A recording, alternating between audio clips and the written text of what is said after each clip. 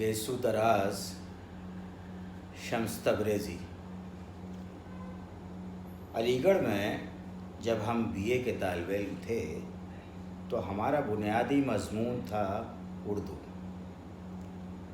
फ़ारसी और तारीख़ इसके दाएं बाएं थे। फ़ारसी की तारीख़ में पढ़ा कि ईरान में एक शहर है तबरेज़, वहाँ एक बुज़ुर्ग शायर गुज़रे हैं शम्स तबरेज़ी। खैर आगे हमने फ़ारसी पढ़ी नहीं, 1-1.5 साल बाद ही उससे इस खौफ से किनारा कर लिया कि मुस्तक़बिल में कहीं तेल ना बेचना पड़े।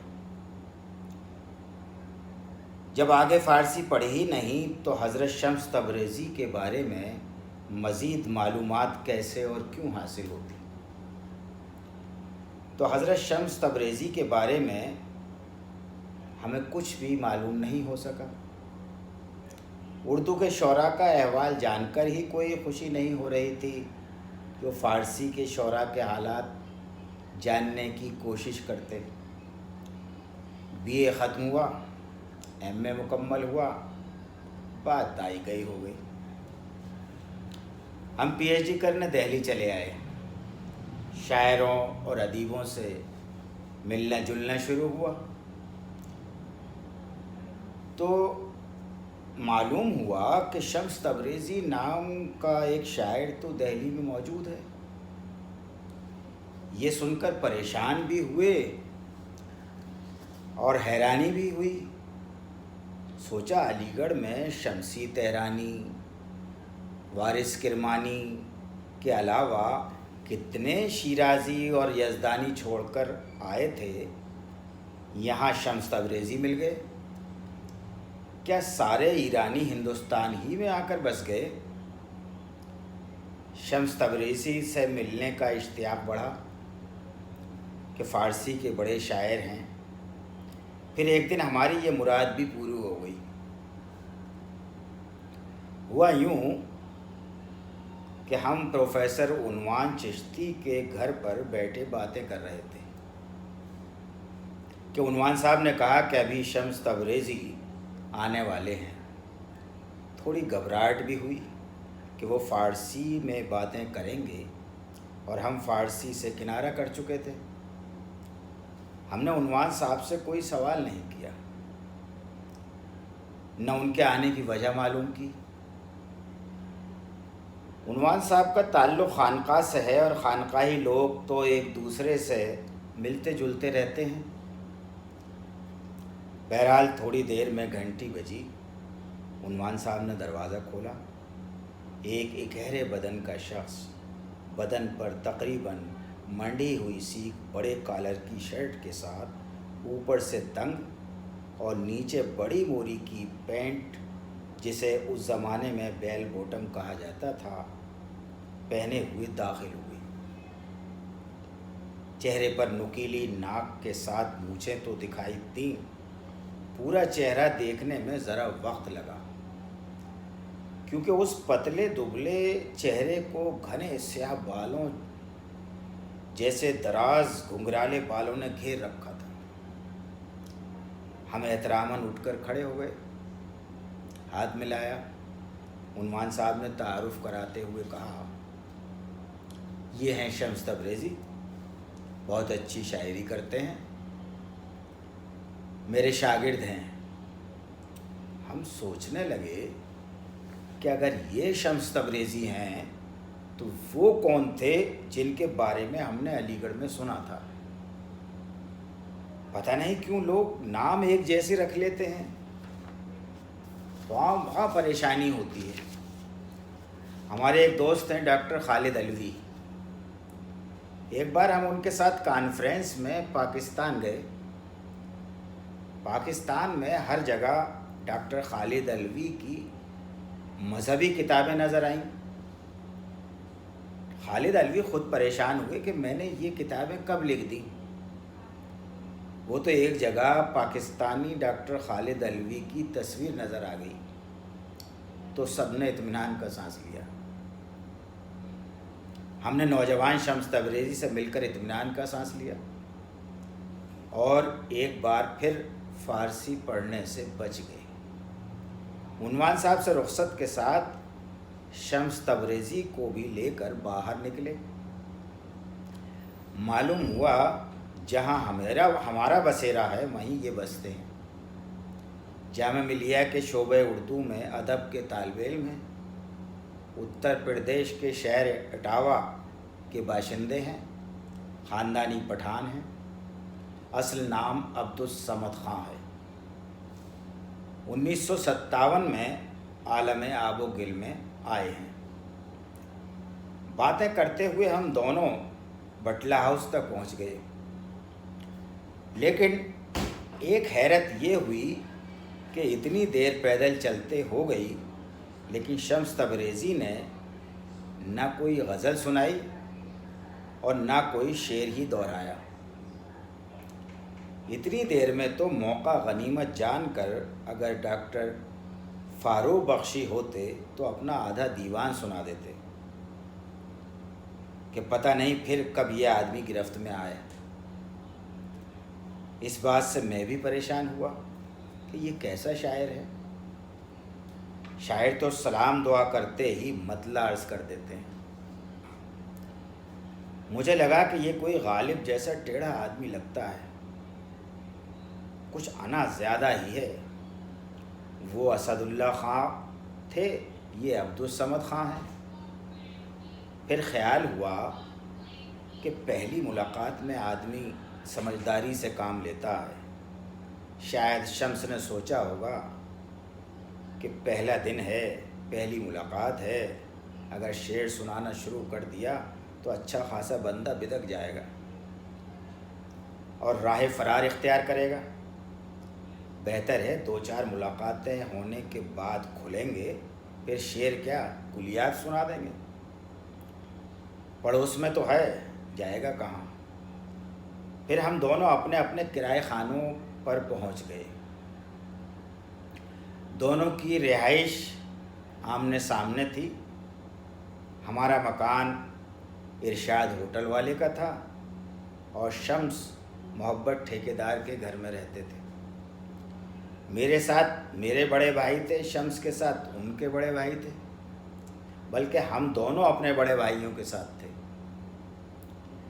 مزید ملاقاتوں کا وعدہ کر کے ہم دونوں اپنے کرائے خانوں میں چلے گئے۔ بٹلہ ہاؤس میں ایک نئے دوست کے اضافے سے ہم بہت خوش ہوئے۔ جلال انجم پہلے سے بٹلہ ہاؤس میں موجود تھے، جن سے ملنے اکثر ان کے دوست فاروق بخشی آ جاتے تھے اور 2-3 غزلیں سنا کر چلے جاتے تھے۔ جب بھی ہم افسانہ سنانے کی بات کرتے تھے تو کہتے تھے میری بس نکل جائے گی۔ اکیلے جلال انجم کو افسانہ برداشت کرنا پڑتا تھا۔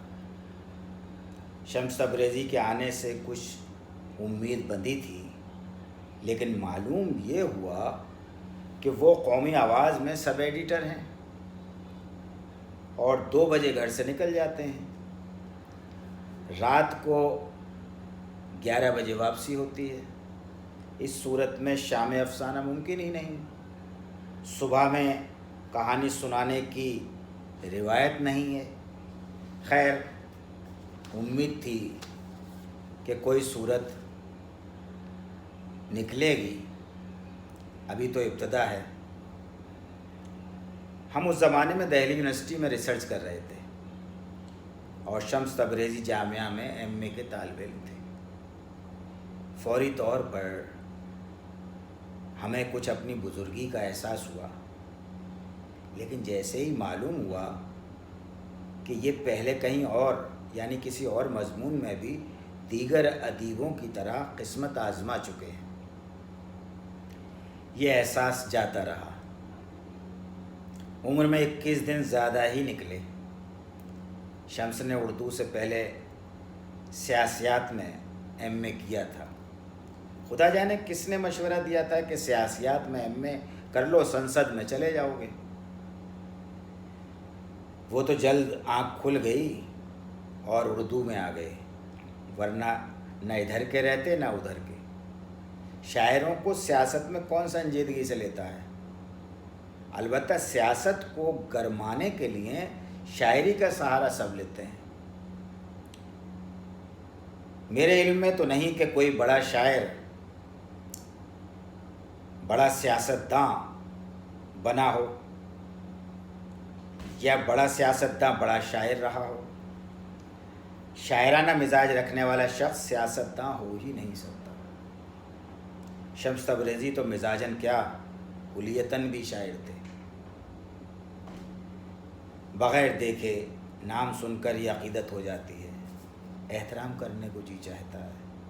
میرے ساتھ بھی یہی ہوا، لیکن ملاقات کے بعد عقیدت اور احترام میں بڑی حد تک کمی آ گئی، کیونکہ کبھی شمس تبریزی پر پٹھانیت غالب آ جاتی تھی تو وہ مرصع مغلظات سے نوازنے میں رعایت نہیں کرتے۔ اصل شمس تبریزی کی روح بھی گھبرا جاتی کہ مسجع مغلظات کاتبین اعمال نامہ کی کاتبین اعمال نام کی یکسانیت کے سبب کہیں ان کے حساب میں نہ لکھ دیں۔ اٹاوا اتر پردیش کا کافی مشہور شہر ہے۔ اس کے اطراف میں آگرہ، فیروز آباد، کانپور، فرخ آباد اور گوالیر جیسے تاریخی شہر آباد ہیں۔ ان علاقوں میں پٹھانوں کی کافی بستیاں ہیں۔ ہم نے ایک دن شمس تبریزی سے معلوم کیا کہ اٹاوا کی کچھ نامور شخصیات کے نام بتائیے۔ بہت غور کے بعد بولے، بھائی میرے علاوہ تو کوئی اور وہاں ہے نہیں۔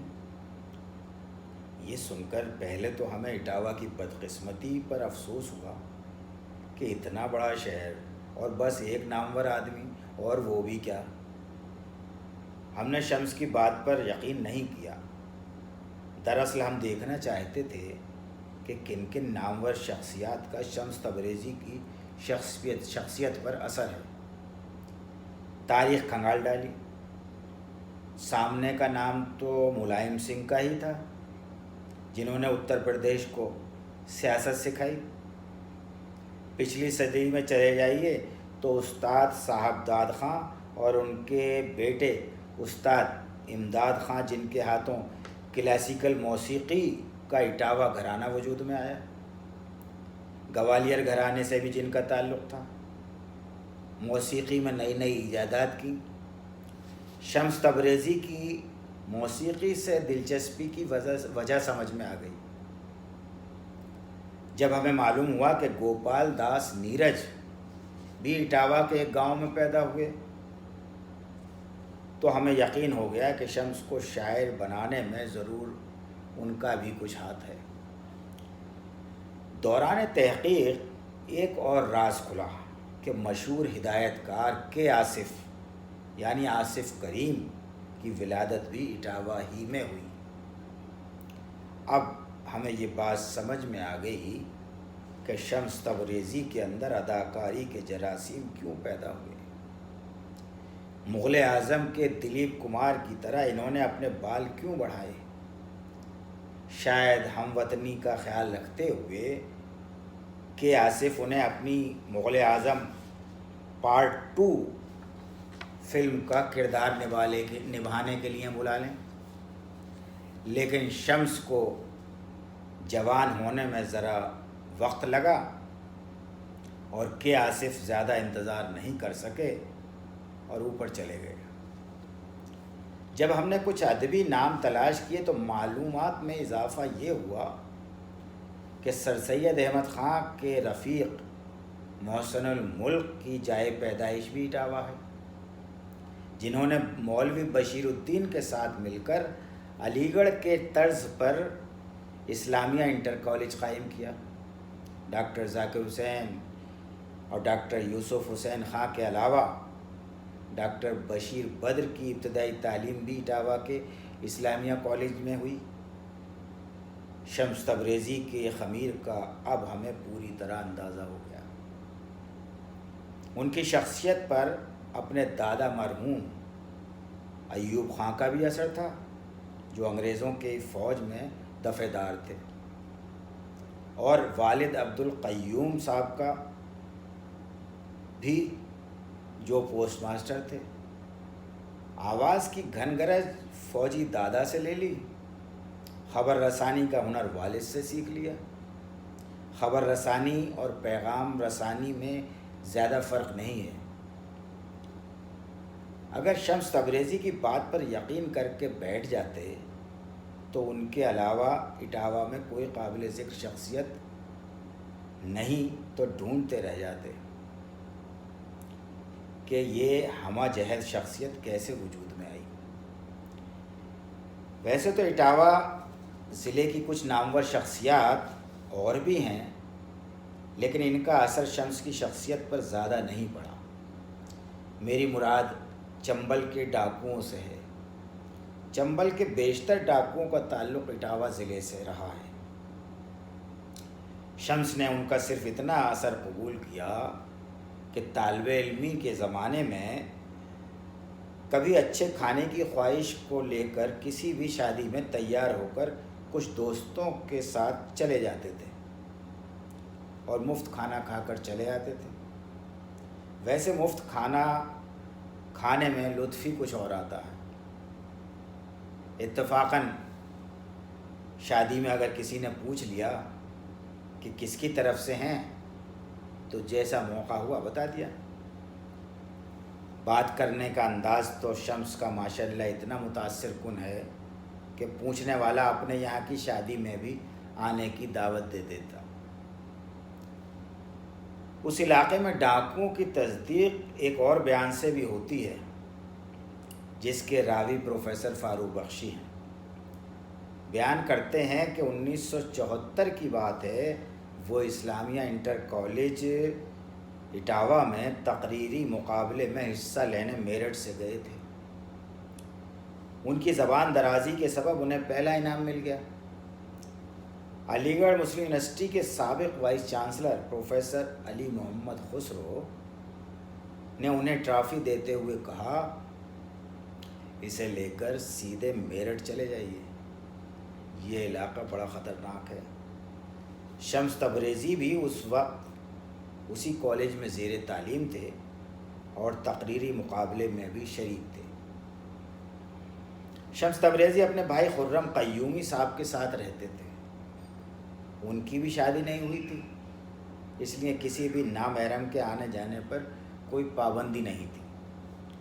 ہمارا جب دل چاہتا چلے جاتے تھے۔ خرم صاحب بھی شاعر ہونے کے ساتھ ساتھ سینئر صحافی تھے۔ اصل نام ان کا عبدالحی خان ہے، لیکن دونوں بھائیوں نے اپنی خاصابیت کو احتیاطاً چھپا کر رکھا ہے کہ بلا وجہ کوئی خوف زدہ ہو۔ خرم صاحب بھی گیس و دراز ہیں، ایک اضافی شے ان کی ریش مبارک ہے۔ ان کا سلوک ہمارے ساتھ وہی رہتا تھا جو اپنے چھوٹے بھائی شمس تبریزی کے ساتھ تھا۔ البتہ ہمیں ادب کا طالب علم سمجھ کر کبھی کبھی غزل سنا دیا کرتے تھے۔ قریب 35 سال قبل ان کا سنائے ہوا حق کسی شاعر کا ایک شعر ہمیں آج تک یاد ہے۔ بلند قامتی دوستاں سے جلنے لگا، میں سر پہ گنبد دستار رکھ کے چلنے لگا۔ ہم نے اتنی کوشش کی بلند دستار رکھ کر اپنا قد بڑھانے کی، لیکن کوئی فائدہ نہیں ہوا۔ فارغ البال ہونے کے بعد تو 1-2 انچ اور کم ہو گیا۔ ہمارا پی ایچ ڈی کا مقالہ مکمل ہوا اور شمس تبریزی کا ایم اے۔ ارتضیٰ کریم کی طرح ہم نے شمس کو بھی مشورہ دیا کہ تم مزید تعلیم دہلی یونیورسٹی میں حاصل کرو۔ دہلی یونیورسٹی کی خوبیاں گنائیں۔ جامعہ کو اس وقت تک سینٹرل یونیورسٹی کا بھی درجہ حاصل نہیں تھا۔ شمس نے ہماری بات کا احترام کرتے ہوئے کہا، آپ فارم لا دیجئے، میں بھر کر آپ کو دے دوں گا۔ آپ کی خواہش ہے تو آپ ہی اپنی جیب سے فیس جمع کیجیے گا۔ خیر، انہوں نے ہماری بات کا احترام کیا ہم نے ان کی بات کا احترام کرتے ہوئے داخلے کی تمام کارروائی پوری کی۔ اب وہ تازہ وارد ارتضیٰ کریم کے ہم جماعت ہو گئے۔ سینئر ہونے کے سبب یونیورسٹی کی حدود میں اور کبھی کبھی حدود سے باہر بھی دونوں کے نان نفقے کی ذمہ داری ہماری تھی۔ دونوں کا ہم پر یہی کیا کم احسان تھا کہ دونوں نے ہمارے مشورے پر عمل کرتے ہوئے دہلی یونیورسٹی کے شعبہ اردو کو جلوہ افروزی بخشی تھی۔ یونیورسٹی میں پہنچتے ہی شمس نے اپنی فرزانگی سے گوہر تلاش کر لیے، جن میں محمود فیاض، چند شیکھر، حسنین اختر، چنچل مشرا، سامیہ فیروز، سیما ہاشمی شامل تھی۔ خدا کا شکر ہے کہ سب رفقا نے زندگی میں نمایاں کامیابی حاصل کی۔ البتہ سامیہ، سیما اور چنچل بہت جلد اللہ کو پیاری ہو گئی۔ شمس نے جس نام کا انتخاب کیا، شاید اس وجہ سے ان کے مزاج میں قلندرانہ اور صوفیانہ پن زیادہ ہی تھا۔ کبھی زیادہ کی خواہش ہی نہیں کی، جو مل گیا اسی کو مقدر سمجھ لیا۔ ایم فل کے بعد آگے تعلیمی سلسلہ ہی منقطع کر دیا، جو مل رہا تھا اسی پر قناعت کی، نہ تعلیم زیادہ چاہیے نہ دولت۔ پھر یوں ہوا کہ ہریانہ میں اردو اکیڈمی 1986 میں قائم ہوئی۔ فرید آباد میں یہ سوچ کر اس کا دفتر بنایا گیا کہ دہلی سے اردو والوں کو آنے جانے میں آسانی رہے گی۔ ڈاکٹر جاوید وسسٹھ، جو دلی کالج میں اردو کے استاد تھے اور ہریانہ کے رہنے والے تھے، پہلے جنرل سیکریٹری مقرر ہوئے۔ بس شمس تبریزی کی صلاحیتوں کو ہریانہ والوں ہی نے پہچانا اور انہیں اکیڈمی میں رکھ لیا گیا۔ یوں بھی جب شمس دلی آئے تھے تو محبت ٹھیکیدار کے گھر میں کرایہ دار تھے۔ محبت ٹھیکیدار میواتی تھے اور میوات ہریانہ میں ہے۔ بس پھر کیا تھا، حضرت داغ جہاں بیٹھ گئے۔ ہریانہ اکیڈمی ہی کی ملازمت سے گھر واپسی ہوئی۔ دراصل شمس کا تعلق خاندان داغ سے ہے۔ داغ کے والد نواب شمس الدین خان فیروز پور جھرکا کے نواب تھے۔ فیروز پور ہریانہ میں ہے۔ شمس تبریزی کے استاد تھے عنوان چشتی، اور ان کے استاد تھے ابر حسنی گنوری۔ گنوری کے استاد تھے احسن ماریروی، اور احسن ماریروی کے استاد داغ تھے۔ اس رشتے کو نبھاتے ہوئے شمس تبریزی ہریانہ میں جا بسے۔ قناعت پسندی کی ایک مثال ان کا شعری مجموعہ بھی ہے۔ انہوں نے میر اور مصفی کی طرح دیوان اکٹھے نہیں کیے، غالب کی طرح چند غزلوں پر قناعت کر لی۔ شمس کا کہنا ہے کہ اگر آپ کے پاس 10-20 اچھی غزلیں ہیں تو پوری عمر کماتے رہیے۔ تمام بڑے شاعر ہر مشاعرے میں چند غزلیں یا نظمیں ہی بار بار دہراتے ہیں۔ مشاعروں میں پڑھا جانے والا سارا کلام ہمیشہ غیر مطبوعہ رہتا ہے، کبھی مطبوعہ کہہ کر کوئی اسے رد نہیں کر سکتا۔ چند غزلوں پر قناعت کر لیجئے، شہرت حاصل کرنے کے لیے دوسرے کام کرتے رہیے۔ ایک مرتبہ ہم نے شمس تبریزی سے اپنی دوستی کا حق ادا کرنے کے لیے کہا کہ اپنا زندگی نامہ ہمیں بھیج دیجیے تاکہ ہم تمہارے بارے میں معلومات حاصل کر کے قلم کو کچھ جنبش دینے کی کوشش کریں، کیونکہ ہم نے تو ان کا ایک شعری مجموعہ دیکھا تھا، کلام شمس تبریزی۔ انہوں نے جو اپنے کارناموں کی فہرست بھیجی تو ہماری آنکھیں پھٹی کی پھٹی رہی۔ صفحات تھے کہ رکنے کا نام نہیں لیتے تھے۔ ہم نے کئی پروفیسروں کی زندگی ناموں سے اس کا موازنہ کیا۔ شمس تبریزی کا زندگی نامہ کئی سے بھاری نظر آیا۔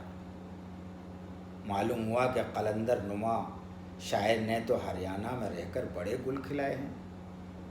1 درجن سے زیادہ کتابوں کی فہرست تھی، مثلاً اردو ادب میں ہریانہ کے ادیبوں کا حصہ، انتخاب کلام غالب، لفظ و معنی، نقش تمنا، قرۃ العین حیدر، جوش شناسی، فیض احمد فیض کا کلام، حالی شناسی، کیفی اعظمی، فن اور شخصیت، روشنی کا سفر، اظہار خیال وغیرہ۔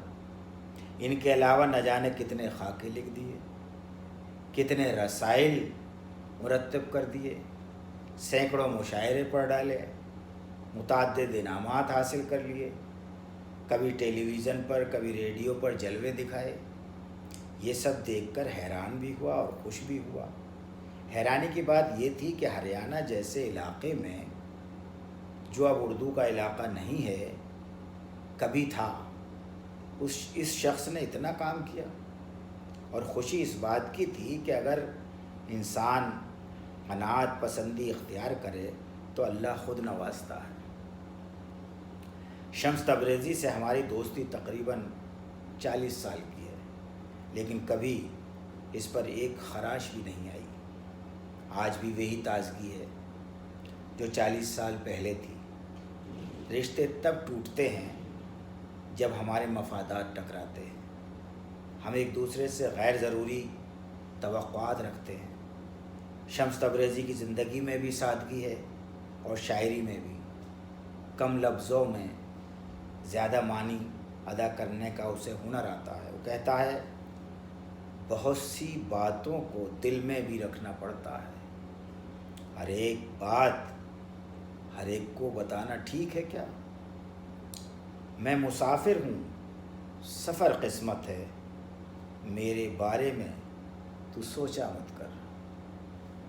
جس نے جی چاہا اسے لوٹ کے پامال کیا، اپنا دل بھی ہمیں دلی سا نگر لگتا ہے۔ شمس تبریزی کی دوستی کے 40 سالہ سفر میں کتنا بھی یاد کرنے کی کوشش کروں، کوئی تلخ لمحہ نظر نہیں آتا۔ اس سے آپ اندازہ کر سکتے ہیں کہ ہم دونوں ایک دوسرے کو کتنا برداشت کر رہے ہیں۔ بس میری یہی دعا ہے کہ اللہ ہم دونوں کے اندر برداشت کی قوت قائم رکھ، آمین۔ بہت کم بولنا اب کر دیا ہے، کئی موقعوں پر غصہ بھی پیا ہے۔